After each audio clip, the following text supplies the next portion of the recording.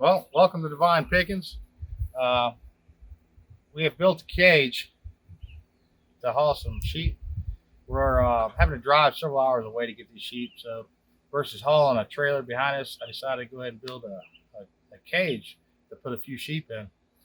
So, in a nutshell, we probably should have done a video showing you how to make it. But in a nutshell, what I did is I used some feedlot panels, and they just that wired West hog type panel. And on some of the joints, I used the wiring itself, twisted around it to hold it together. Other areas, I used an aluminum wire. You can also use baling wire. I just decided to go with aluminum wire because it's a little easier to move, to twist around. Zip ties you see on there are really only just to hold it in place until I got it all wired together. But I was able to get it fit snug to the bed of the truck. The gate doesn't have any type of hinges other than some loose wound wire at the top, and it moves quite easy.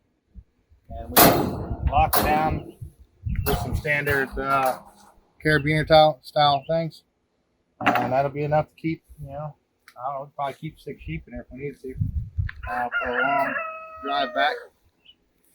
That way we don't have to pull the trailer. Kind of keep it with today's fuel prices.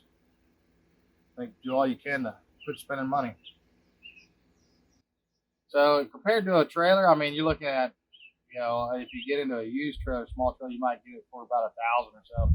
But I think all together, I got about $75 on this. So it's really not that expensive to build. It's definitely got some expense to it. But we also didn't have any panels laying around. Some farms may have some panels.